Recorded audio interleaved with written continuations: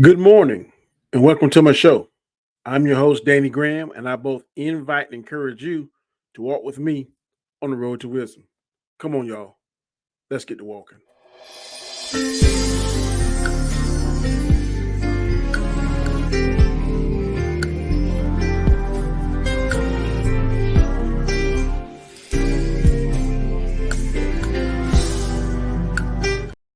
Good morning, good morning, good morning. I'm your host, Danny Graham, and I welcome you to another edition of the Road to Wisdom. Let's go ahead and get into it. Today's topic, as you can see right here, is how strong are your bonds? How strong are your bonds? And for a definition, what I'm talking about, bonds is a relationship between people or groups based on shared feelings, interests, or experiences. That's the bond I'm talking about. Again, the definition of bond is a relationship between people or groups based on shared feelings, interests, and experiences. And the bond I want to talk about today is a bond in biblical times. And it came to mind when I was developing this show. And the bond that I want to talk about and focus on for a short period of time is the bond between John the Baptist and Jesus Christ. Now, John the Baptist baptized Jesus, but he did not feel like he was worthy of doing that. If you read the book of Matthew, the third chapter, the 13th to the 15th verse, it reads as follows. Then Jesus arrived from Galilee at the Jordan, coming to John to be baptized by him. John tried to prevent him, saying, Lord, I have need to be baptized by you. And you come here to be baptized by me? John couldn't believe it. Jesus said, Permit it this time, for in this way it is fitting for us to fulfill all righteousness. So Jesus already knew what kind of person John was. He knew that John was qualified to baptize him, that John lived a righteous life, and that he trusted John. And I think he was guided by the Holy Spirit as well as his father. But John was a man that was of Jesus' heart, that Jesus okayed to let him do such a monumentous and such a, a prestigious thing. It was so symbolic because that is what Christians do today to symbolize and to show an act of their faithfulness in following Christ. Christ was baptized by Jesus.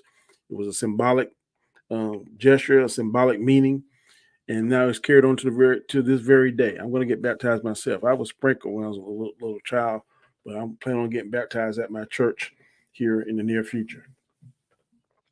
Um, like I said, John didn't feel worthy because he knew that Christ was the living God. He knew that Christ, he knew who Jesus was. No one didn't have to tell him, and he knew and he felt that he wasn't worthy. But Jesus bestowed that trust and bestowed that worthiness on him because he knew the kind of life that John lived. John was a very righteous man. John the Baptist was a very righteous man, and John was even with Jesus during the Last Supper before he was crucified. Him and Jesus had developed such a bond. It was teacher slash student slash friend. Um, John was with Jesus at the end of Jesus' life the night before. So that kind of bond is something that is very precious, and the Bible talks about bonds with having a friend and different things. And I'm going to cover a few different bonds here.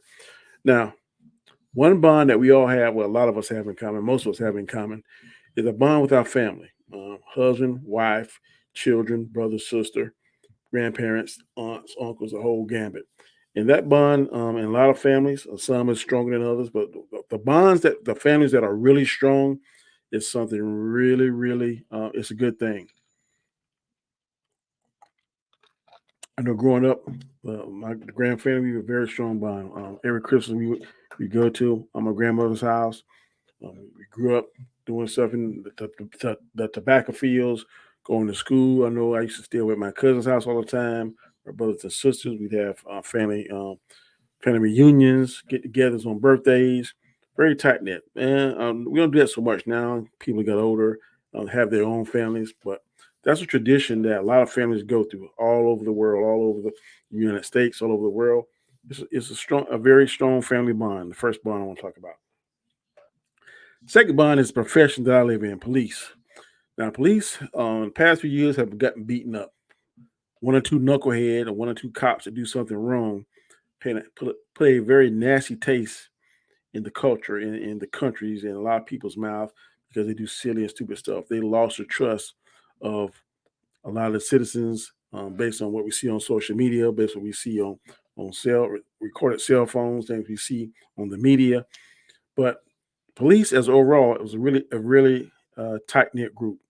Um, we're getting more police now, which I think we should, which is a good thing. There are times when police officers would cover for each other in certain things. Not all things bad, not all things good, but there's a brotherhood. When you see one cop, I know I went to New York one time and for training, and when I was in the class, the guy said, "When you going to, I want to go to see New York Square, I know Times Square."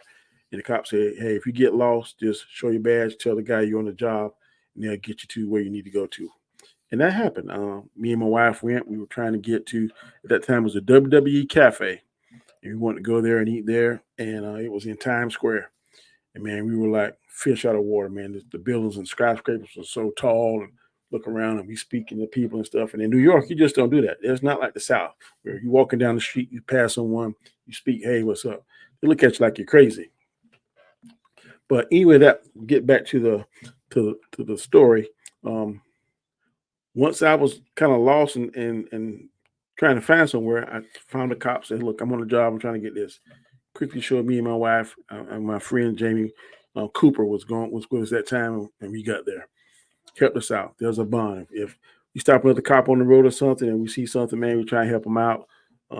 There's a brotherhood in law enforcement. There's a bond because we know what it takes every day to go out there and put yourself on the line. The good cops now, I'm not talking about the bad cops, but the good cops that are there for the right reason, put their lives on the line. And it's very stressful sometimes. It's high. It was a high rate. I'm not sure what the particular percentage is now, but it's a very high rate of suicide, divorces, that kind of stuff, because this job can take a toll on you if your mind's not right, if you're going to have a strong support system.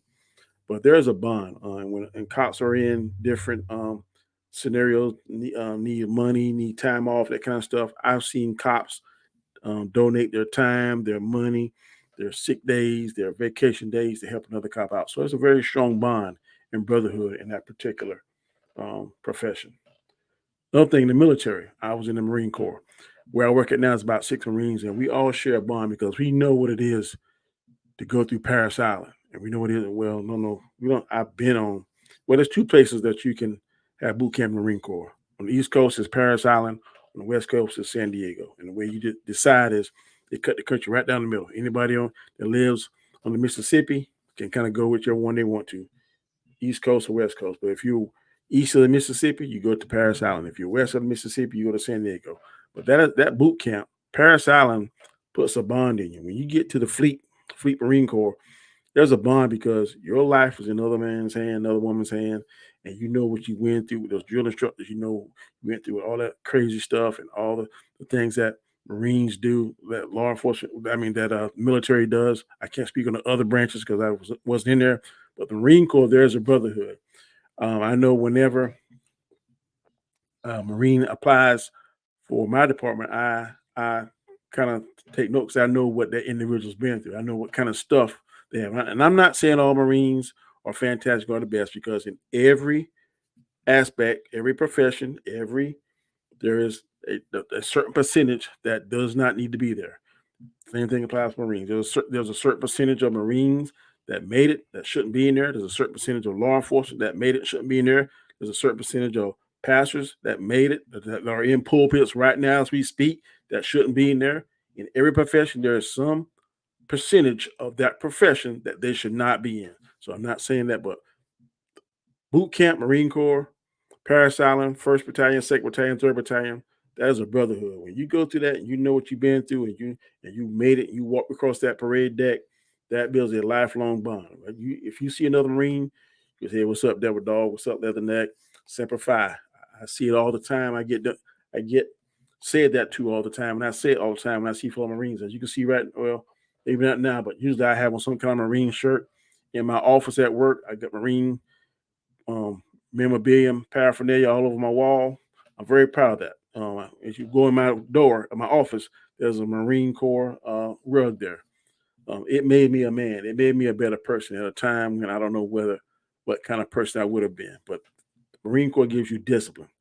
as well as discipline, it gives you focus and it gives you a dedication, a certain mindset, and it also gives you a brotherhood, and it has bonds that are lifelong bonds. You're in that foxhole with somebody else, you're gonna form a bond.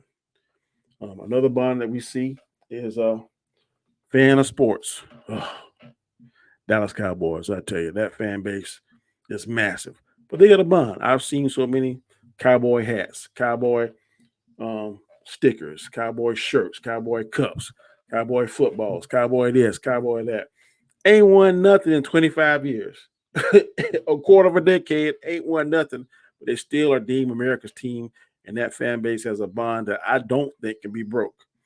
It's crazy. It blows my mind. Same thing, uh, Clemson, Carolina, 49ers, Raiders. I got a friend of mine, got a fantastic man cave, Raiders. He's Raiders ride or die. And those bonds, man, because you can walk in and you see that jersey, man. You going if you're a fan of a football team, especially professional. I don't see it so much at college, but you walk in there and you see somebody with a Raider jacket on or a 49ers jacket on or a hat or whatever, and you cross their path, you're gonna say something to them. You're gonna say something to them. I've seen it hundreds and hundreds of times. In fact, when I see a Dallas Cowboy fan, I'll say something like, I don't think I can help you because why? Why, sir? Why should I help? What? Because you go in that Dallas Cowboy store, and that's sacrilegious. But just joking, man. I'm a Redskin fan, well, Commanders fan, but we ain't won in so long. Maybe one day the football gods will shine on us and we'll be back prominent. But for right now, we are what we are. But that's a bond, another bond. Colleges, like I said, Clemson, Carolina, UNLV, Duke, Carolina. Duke, Carolina got one of the biggest rivals ever. Duke, North Carolina. Excuse me, Syracuse, Virginia Tech, Miami, Florida, Georgia Tech. Big rivals. But those fans, man, they got a bond. They got a bond that is so tight, it's crazy. And I've seen people fight over these games and stuff, get mad. But the one bond I want to focus on now is that I don't see that much energy. I don't see that much fervor. And I don't see that much desire for. And that's the bond that Christians should have for one another. The bond that Christians should have with one another. Because guess what? All that stuff, all that blood and sweat, all that sacrifices, no one has shed more blood or more sweat than Jesus Christ when he died on that cross for us so long time ago. No matter how much blood and sweat you put in your craft, no matter how much blood and sweat those athletes have done to become professionals, no one has made that ultimate sacrifice like Jesus Christ. His blood, his sweat, his tears gave us all an opportunity to make it into heaven. But do we have the same energy? Do we have the same desire and the same fanaticism for being a Christian as we do for being a sports fan or a Marine or a police officer or in our families or fans of sports? Are we fanatical about it as Christians? I don't see that same energy. That's including myself too. We all got to do better. I have to do better. You have to do better. The person next to you has to do better. As Christians, and we proclaim to love the Lord, but sometimes we seem to only do that on Sundays and Wednesdays. That's Bible study on Wednesdays. Sundays is church. But do we do it on Mondays, Tuesdays, Thursdays, Fridays, Saturdays? Sometimes we do. Sometimes we don't. But we're not gonna miss that football game. We're not gonna miss Clemson, Carolina. We're not gonna miss the Dallas Cowboys. We're not gonna miss the Raiders. We're not gonna miss the Commanders. We're not gonna miss Steph Curry. We're not gonna miss LeBron James. I know I didn't miss Jordan. I'm in there too. I did not miss a game when Michael Jordan was playing. But we do miss church on Sundays. Sometimes we don't feel well. We don't feel good. We miss it. But I've seen people at work and had their cell phones and tune into the game. I've never seen anybody at work had a cell phone and tune into a church. I've never seen it. I'm not saying it's not done. I'm just saying I've never seen that in my area. Not saying it's not has been done. It's not saying that people do it. But I haven't seen it. But I've seen people at work going to the break room watching TV. watching the game, watching this, watching that, watching the boxing match, watching the basketball game. I haven't seen anybody have that same energy trying to watch a sermon on TV. Not saying it's not been done, not saying that people do it. I'm just saying, me personally, I can only speak for Danny. I can't speak for anybody else. But that same energy we have, that same fanaticism that we have for these other things, you need to have that same energy and fanaticism for Christ, for Jesus, for the religion. Because right now we live in a world, I do not know what's going to happen on November the 2nd. I do not know who I'm going to vote for right now today. And that is sad. United States is supposed to be the best country out of all countries in the land. But right now we're the worst. We are in a mess. You can hardly go to the grocery store and afford something. You can hardly get gas. You can hardly afford a truck now. I don't know what this magical metal that trucks are being made out of, but they are ridiculous in their cost. All different sorts of things. We should bond together. The Christians that proclaim Jesus should have that bond, and we should be praying daily, half the day, all day, whatever it is, to let this world get healed and fixed. Because right now it is broken, it is hurt, it is damaged. And if we don't bond and come together as Christians, I don't know what's going to happen in the next few years. I don't know what's going to happen in November. I do not know. I don't have a clue. But I'm going to pray when I go in that booth. And before I go in that booth, Lord, let me vote for the right person. Let me vote for the person that you are going to touch that we can't see now. Because a lot of times God is working behind the scenes. We can't see what he's doing. That's when we're going to have faith. That's when our bond with God should be strong enough to learn, Lord, I know I can't see what you're doing right now, but I know you're going to make this all right. But the world is so full of sin now, I don't know. Lord don't like to mess with sin. The Lord likes to mess with sin if you come and repent and ask for it. But some people now are so prideful and so crazy, they don't have a bond with God at all, don't have a bond with religion, that I don't even know if God's going to do anything. But the Christians, the true Christians, the one that can see this, one that are reading the spiritual tea leaves, can see what's going on, they got to get together. We got to bond together. We got to come together. A bond, again, a relationship between people or groups based on shared feelings, interests, or experiences. We share the Lord coming to our life and saving our souls. That makes us a bond as Christians, a spiritual bond. We got to use that bond, galvanize, come together, and get this world back on track. Because right now it's way off track. Now, in closing, I want to say this. God gives us two things, or gave us two things, and continue to give us two things as we're being born. God gives us, well, God gave us a chance. Jesus gave us a choice. No, I'm sorry. God gave us a choice by creating us, by putting Adam and Eve in the Garden of Eden. But when we mess it up, Jesus gave us a chance. Jesus gave us the chance by dying, being crucified. He gave us a chance to get back into God's good graces, into God's presence if we follow Jesus. So don't mess up the chance that Jesus gave us. I can't say that enough. God gave us a choice. God gives us free will. He gives us the opportunity to decide for ourselves. Do we want to be on his side or do we want to be on the enemy side? He's given us a choice. It's A or B. But Jesus, once God said, okay, I'm about to destroy the world again, he sent his son, the man God, Jesus, Emmanuel, to give us a chance to still make it to heaven. Don't blow that chance. That is what I'm saying. Develop your bond with Jesus. Make that bond so strong that there's no saw, that there is no scissors, there is no knife that can cut that bond. You have to be the person to work to build that bond with Jesus. If you do your part, Jesus is going to Jesus is going to do more than his part. He's going to make that bond so tough that nothing can break it. So Again, God gives us a choice. Jesus gave us a chance. Don't blow that chance. So that's my 2 cents on that. If this is the first time you ever see me on this particular platform, I'm going to ask you to do a few things for me. The first thing I'm going to ask you to do for me is first, subscribe. I need your subscribership to grow my channel. I want to get to a certain amount by a certain time, and I can only do that with your help. Second thing I want you to do is please leave a like button. You see that thumbs up? Click on that. That helps me with the YouTube algorithm. It puts me in a better place. If you punch in the road to wisdom, I'm more easily found. That helps out with the YouTube algorithm. So make sure you please do that.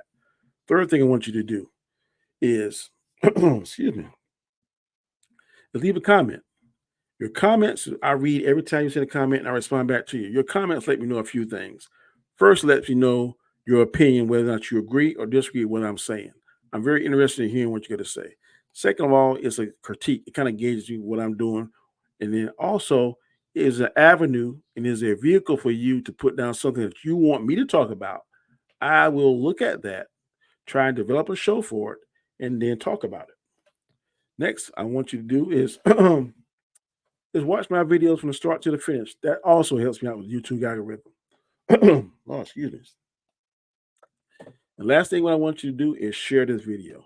Share this video with your friends, your family, church members, co-workers, anybody that wants to listen. Anybody that sounds like they're remotely interested in developing a relationship with Jesus, I want you to share that video with them. Now, you're going to come across some people in your life. I don't know when, I don't know where, I don't know how, but you're going to come across some people in your life that are going to say some crazy stuff, sacrilegious things that are going to make you shake your head like, what are they smoking? What are they doing? Where is this world going to? And I'm going to ask you to just keep it cool. But if you get a chance to speak to that individual or say something, I want you to say something along these lines. You tell those individuals, I choose to believe the Bible because it's a reliable collection of historical documents written down by eyewitnesses during the lifetime of other eyewitnesses. They report to us supernatural events that took place in fulfillment of specific prophecies and claim that their writings are divine rather than human in origin. That comes from Pastor Vodi Bakum. You can check him out on YouTube. He's an outstanding preacher. I'm going to say in closing, if you haven't spoken to God in a while, that's okay. But today is the day you need to speak to him. It don't matter whether it's been an hour ago, a day ago, 2 days ago, a month ago, 2 months ago, a year ago, a decade ago. You make sure today that you start talking to God. You make sure that you start forming that bond between you and God, you and Jesus, because that bond is going to get you over the hump whenever you're in that valley. Whenever you're in that valley, whenever you think you is going as low as you can go, there's no other way out. That bond is going to be that rope that pulls you out of that. But you got to form the bond. And there's no better time than forming that bond today. So until Friday, hope you have a fantastic weekend. Well, correction. Hope you have a fantastic rest of your week. And I'll be right back here bright and early, same bat time, same bat channel, Friday morning at 7 a.m. So until then, have a good day and God bless you.